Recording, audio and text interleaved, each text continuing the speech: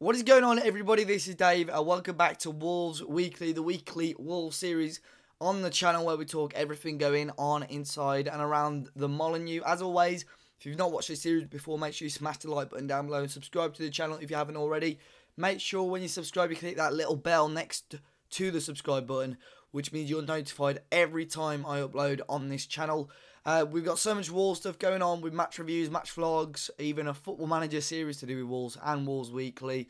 So there is a lot of goodness to go through. And as always, this video today is sponsored by my sponsors at OneFootball. It's a football app and it is absolutely brilliant. I know we'll go on about this quite a lot, but if you guys have not used this yet, I really suggest you go and use it. I've been using it a lot, especially over the Christmas period. You can go onto it. It's a downloadable app. The link for it is in the description down below. You download it, you pick your favourite team, which is obviously you pick as Wolves, and that automatically picks a couple of leagues as your favourite leagues as well to follow. You can add teams, you can add leagues as well, and that automatically comes up on your scores, so you can check scores of live games, past games, form. You can pick which team you want to win, you can vote for games. It comes up with all the Wolves social media and stuff like that on there as well, and also comes up with the top news as well. And OneFootball last night actually told me some Wolves news before I'd even seen it on Twitter or anything like that. So it's pretty switched on for top football news in and around Wolves and the world as well. So it is a really good app. So I suggest you go and check that one out. It is in the description down below. But we're going to get into it today. There is so much Wolves news going on. Obviously, as it is hit January now, there's loads of January transfer news to go through. And obviously, a couple of games that have happened over the last week or so. So last week, question of the week was quite a big one because it was the end of 2017. And by the way, I hope you lot had a really good New Year and good Christmas as well. And the question was sort of a summary of 2017. So it's 5 questions in one, really. Best Wolves signing, most underrated Wolves player, worst Wolves signing, which is a bit of a harsh one, but best Wolves goal and best Wolves match in 2017. So we've got quite a lot of answers, and apologies again if you haven't been called out on this one, but there's a lot of answers. If you want to go and check those out, check out the last video in the series from last week as well. But Scotty WWFC, he says his best Wolves signing was Jota. Most underrated Wolves player this year was Doherty, but he agrees with the shout that I said about Marshall. Worst player, he's hard to say, but if he had to say someone, it would be Miranda. He just doesn't think he's had much of an impact. He's not that confident with him at the back. Best Wolves goal was Neves at Hull, and the best Wolves match was Liverpool away or Villa at home this year. Billy said the best signing of the year for him is Diogo Jota. The most underrated player was Douglas or Doherty. The worst signing of Fosu, i.e. the best goal in Neves versus Hull or Douglas versus Leeds, which was the free kick. And the best match was the win against Liverpool as well. Ben is crazy also said best signing Jota. Underrated Will Norris. Worst signing Miranda. Best goal was Douglas free kick, which I'm guessing is against Leeds. And the best match was Bolton at home, which was the big victory. Michael Bibb said the best signing was Willy Bolly. As much as we've got unbelievable attacking players to win the league, you need that defensive core and togetherness. Bolly makes defending look easy. Most underrated remains Sace.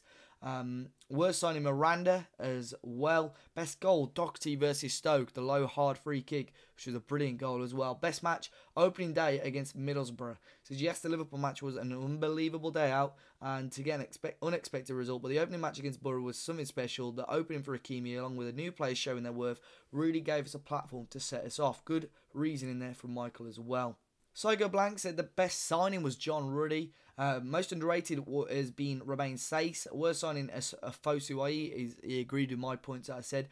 Best goal was Costa versus Cardiff. Turned the keeper inside out. I think it was the goal of the season last year, which I do think it was. And the best match, Wolves versus Bolton this year. Maybe not the closest, but to score 5 and look as good as we did was just the greatest thing to see. Quite a good run from Jerry as well. Best Wolves signing Nuno Espirito Santo. The question was signing, not a player. Most underrated player, Matt Doherty. Worst signing, Phil Afosu, i.e. but only because he's yet to play. Best Wolves goal, Ruben Neves against Sheffield Wednesday. The goal was deliberately passed into net from over 20 yards. And number 5, beating Liverpool in the FA Cup at Anfield. William Lee says Diogo Jota is the best signing, but Danny Bart is the most underrated, which is a bit of a different one. Phil Afosu is the worst signing. Remains Sace versus Millwall as the best goal, and Wolves versus Bolton 5-1 as his best match of this last year. And the last one we'll go with is Wolves review. Number 1, Bonatini, who he thinks is absolutely class. Matt Doherty, the most underrated. This one, he says, how to Shearer. But I'm pretty sure we saw him last year. 2016, not 2017. Costa versus Cardiff, he put his goal of the year. And then Wolves 4, Leeds 1. Big test for us and made Leeds look absolutely average. So, good way to kick us off today. Loads of really good comments. And as I say, there's loads of guys there. So if you want to read the rest of those, there's actually been really good discussion on a couple of them as well. So keep that up, guys. And check out last week's video if you want to go and check those out. So as I say, loads to go through today. So we're going to get through it all now. And there's quite a lot to read through regarding transfers. But we're going to start off on a sort of negative note, as Nuno, obviously after the game against Bristol City, which we'll talk about later, was charged with misconduct. It's been the second time that he's been sent to the stands in the last couple of months or so. Obviously being sent off in the 5-1 win over Bolton. He got a fine for that of £2,000. But it could be more severe, the punishment this time, and maybe a touchline ban. But the FA said that Wolves manager Nuno Espirito Santo has been charged with misconduct following his sending off during the game against Bristol City. He has until 6 PM on the 5th of January, which is Friday, to respond. I'm pretty sure he will say, yeah, that's fine. I'm not sure what the act would be. It'd probably get another fine. It may well be a touchline ban, but I don't think we can worry too much about that. I mean, it could have come at a worse time, really. We're in a comfortable position at the moment, and obviously passion slightly got the better of him on this occasion, unfortunately. Also, news broke last week that Wolves defender Roderick Miranda has been, named as part of the police investigation in Portugal in match-fixing allegations. It was to do with a match last season that he played in for the Portuguese side Rio Ave. It says here that betting was suspended on the fixture prior to kickoff after a high bet of £100,000, which reports have claimed came from China, was placed on the team facing Rio Ave to win, which they did win. They won in the end 2-1. Rio Ave lost, who Miranda played for, and obviously being a centre-half and someone backing a team against you about 100 grand is a bit strange. So they're under that, and hence he's been dropped from the last couple of matchday squads. So I don't know if that's just a coincidence or if that is the reason. So we're now going to go through the transfer rumours. There has been so much going on the transfer front, and it looks very close for Wolves to actually be announcing their first signing. If they haven't done it already, as I upload this video, it's going to be in the next couple of days or so. But Rafa Mir from Valencia is looking set to join Wolves. 20 years of age. I think he's about 6'3", so he's a big lad. He's set for a medical today for a fee of around £1.5 to £2 million. I saw it was about 1.7 million from Valencia. He came to Wolves just before Christmas, apparently, to have a look around and seemed pretty impressed. He scored 25 goals in 60 games for Valencia B, but he's got a pretty good record this season. 15 goals in 19 games for Valencia. It's the third division of Spanish football, but he's been linked with Real Madrid. He's been linked with Tottenham. Nuno actually gave him his first team debut just before leaving, just before Nuno left Valencia as well. Apparently, he's going to come straight into the first team, so it looks like he's going to be the sort of healthy rival for Leo Bonatini, which will be good, because I think a lot of us appreciate it. Although as good as Bonatini has been, we do need a rival for him, and I think Rafa Mir, I've seen a lot of journalists tout him up to be something very, very special, so it's going to be good for him. At just 20 years of age, to get some good level of first-team football, and hopefully he can add goals. Apparently he's pretty agile for someone as tall as he is as well. There were also reports linking us for Norwich City striker Nelson Oliveira again. 26 years of age. He's a client of Jorge Mendes' agency. He was linked with us before. I don't think he's quite the quality that we need, although I'm not denying that he's a good player, but I don't think he'd be able to step up to Premier League level. Whereas, maybe, I'm not really seeing much of Rafa Mir. He's still very, very young. He may be able to make the step up with a good 6 months under his belt. One of the outs that was linked was Corney House. He's not really featured much for Wolves this year, but apparently Huddersfield and Watford are interested in him. His last game before last night was against Manchester City in the game against Manchester City in the AFL Cup. Reports suggest a price tag of maybe £2.5 million. Another player linked with Wolves, Daniel Apare, has been linked with Wolves along with a couple of Premier League sides for an approximate fee of around £3 million. He plays right back, right wing back. I know he's very, very quick, from Augsburg in Germany. I think we'll definitely sign a right back, either on loan or on a permanent deal this year. Doherty's literally played every minute. He's going to be exhausted at one point or the other. So I think it'd be good for him to have someone that he can sort of lean back on to give him a chance to have a rest every now and then. Casey Palmer as well has been recalled from Chelsea from Huddersfield. He hasn't really had the first team action that he would have wanted in the Premier League. And Wolves linked with him. I think this one, although he's not going to be sort of in the team all the time, I think he'll be on the bench. We need homegrown options. It's all good with us being linked with these sort of foreign players every day, but at the end of the day, we need players who are homegrown just to sit back on the EFL regulations. So you can only have 5 loan players in a matchday squad at one time. So I'd probably suggest that we're going to sign one of the boys on loan on a permanent deal. Another player linked today, 6'3", player Alexander Pruhovic from PAOK. I know, I think Leeds have been looking at him as well. He's got Champions League experience for PAOK. He looks a pretty decent player. So he's another one that was linked. Whether we'd get him, if we get Rafa Mir as well, I'm not 100% sure. Also, Joe Mason has come back from Burton Albion. It'll be interesting to see what happens with him.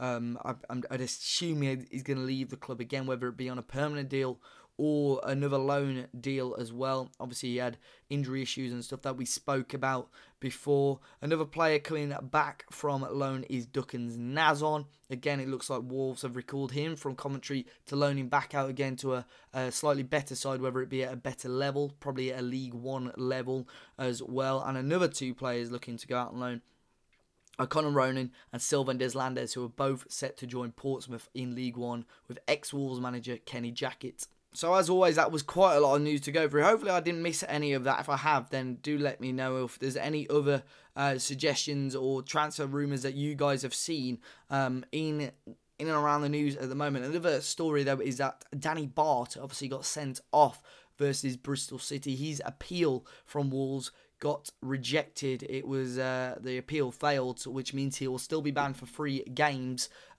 which obviously one of them was last night's win over Brentford, so he won't be featuring against Swansea and our next opponent in the league as well.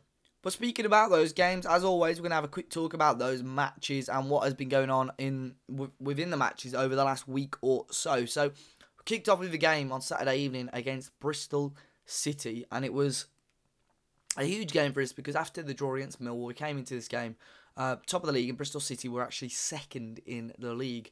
So they were doing pretty well. They've been on really, really good form, beat the likes of Manchester United as well in the League Cup. So we really needed to try and do something in this game. And obviously, Danny Bart getting a really early red card for us made it difficult for us. And obviously, Nuno then being sent to the stands. And I thought we did quite well to hold on at 0-0 at half-time. We still tried to play our football, but it was very, very difficult. I was quite surprised when Nuno brought off Bonatini, but he wanted to sort of keep that shape at the back and throughout the midfield as well. But we bounced back. We did really, really well. We got that, although we went 1-0 down, it was just the one time we got caught out of shape defensively. We came back and grabbed the free kick, which obviously, luckily for us, their goalkeeper getting sent off as well. And Barry Douglas took it home. Beautiful free kick, although we did take a slight deflection. And then the drama of a 94th minute winner, it really gave us a good boost. I think the fans really, really enjoyed that one. And it just shows, we're working till that final whistle all the time. And obviously, we came on to the game against Brentford last night. And obviously, with the jubilation of that late win against Bristol City, we came into this game and it was a very, very comfortable 3-0 victory in the end. You could check my match review for that out on a separate video. It was uploaded late last night, but we went into this game and I thought Brentford are a pretty decent side. They've been playing some good football this year. One of the only sort of teams to stop us from scoring this year so far. And first half, it was a bit 50-50. I think we had the better of the chances, hitting the post early on, having 1 or 2 decent chances, good saves from their goalkeeper. The only real scare for us was when John really sort of held onto the ball for a little bit too long, but took it around there forward and still would have fouled as well. But second half, again, I think the second half started, whereas maybe we weren't creating as much as we needed to, but we got that free kick on the edge of the box. Ruben Neves, an absolutely beautiful strike, top corner to make it 1-0. Obviously, bringing on Cavaleiro for Costa changed the game for us as well, with Barry Douglas scoring off a very good Cavaleiro running cross. And then we wrapped up the game from another great ball from Cavaleiro, and it caused a goal-mouth scramble, and Diogo Jota took it in just before Ryan Bennett got his foot on it. Them two lying on the floor, battling to get the ball. And another very, very strong victory for us, which sends us 12 points clear, 12 matches unbeaten. And as always, we've got a few lads that want to give their thoughts on the game, so go and check these out. Matt Morgan and Jack Porter and Finners as well. Links to those are in the description, but check out the reviews here. Saturday's win was massive for us, and the way we did it as well, you could see at the end how much it meant to us. Obviously going down to 10 men quite early was quite hard, and it's a questionable red card. Some refs obviously would give the red, but others would be more lenient and give a yellow. However, even at 10 men, they rarely threatened us, and up until their goal, Woody hadn't really had to make a save or anything. That was probably clear cut. So they went 1-0 ahead, coming with a deflection from Bennett. But this substitution in bringing Cav on was vital for the team, and it just showed how much of an impact he does give to the team when he comes on. Instantly, after a good move from the lads, putting a through ball to Doc, and he get there first before the keeper, leading into the keeper eventually getting sending off. So we knew at this point that it was game on now, see how good we were at 10v10. And from that resulting free kick, Barry, as we know, from his set piece, is always looking like he's got a goal in him. Took a deflection, thankfully for us, and went in. And then late on, Douglas with another set piece, and there couldn't have hit it any better, put it properly. It's like a cross shot right to the back post, Bennett heading it on. It was a great win. The circumstances couldn't have been better. What a win. What a win. I've just finished watching it now on telly, and, you know, it just proves that, you know, I don't want to say it, but it's really looking like we will go up, you know, 10 points clear of second place now. And, you know, shocker of a ref, I'm not going to lie. How is that Danny Bat challenge a red card? I'll never know. But it just proves that we can come back from results. Like, we never give up. And even when we're under the cosh bit, you know, we can stick together and get through it. And, you know, Ryan Bennett with a last-minute header. But Barry Douglas, you know, he's so good from free kicks. It's unreal, really. You know, we hit the post in the first half as well. And Cavaleiro made such a difference when he came on. You know, just made that spark that we were after for the whole first half. You know, Jota and Costa, I thought, had a quiet game, but that's understandable because we barely got the ball out of our own box, really, out of our own, you know, 18-yard box in the first half. But yeah, when Bristol City had their man sent off, it opened up the game a little bit. And, you know, our fans, you could hear them, you know, miles above the Bristol City fans. And, yeah, it's just brilliant time to be a Wolves fan, you know. So, yeah, on to Brentford now. Nuno getting sent to the stands. Whether he'll get a ban or not, I'm not sure. But he said in his post-match interview that he's having a word with a ref because it's the second game we've had and it's the second red card he's given against us. And yeah, it's just brilliant, really. So yeah, we've turned it around. Get in. What's up, guys? Finners here, and Brentford at home. How can we describe it? It was just class, really. After that amazing performance at Bristol City, wasn't fortunate enough to be there, but was fortunate enough to be at this Brentford game. And first half, I was a bit nervy. I thought Brentford were pretty good, to be fair. Kept possession really well. Big fan of Ollie Watkins. Didn't have his best game against Wolves, but I think he'd be a great prospect for the future. Kept him very quiet, and their subs that they brought on very pacey, did very well against them. First goal, Neves managed to get on camera for my vlog, which will be out soon. Amazing free kick. Having Neves and Douglas in the same team, both amazing threats from set pieces. It is unfair, really, in the Championship. Douglas's finish just caught me so much by surprise. When I saw him line it up with his right foot, I just thought this is going out the stand. But he surprised me, and he has got a right foot, which is amazing. Third goal would have been a lot better if it went in off the bicycle kick, but it doesn't matter how you score them, to be fair. We've scored 2 crackers in that game. 10% battery, and then one little scrappy one. So we'll take it 3-0 against Brentford, a good side on good form at the moment, and Wolves just look unbeatable at the moment. I've probably cursed it now, but I can't wait for Saturday. Swansea, see how the second teamers do against Swansea, and yeah, really looking forward to it. See you soon. So there we are, lads. That is the end of Wolves Weekly. As always, we have enjoyed it. It's been a fantastic week. Some matches that I've really, really enjoyed. But lads, question of the day. You know, we've enjoyed these matches so much, but what is the best Wolves match you've ever been to? Whether it be last night or one from 5 years ago, let me know. And why you enjoyed it so much. And obviously some of the best answers will be in next week's video. But until next time, guys, as always, make sure you smash the like button down below. Subscribe to our channel if you haven't already. Enjoy the rest of your week. I'm sure I'll see you all very, very soon.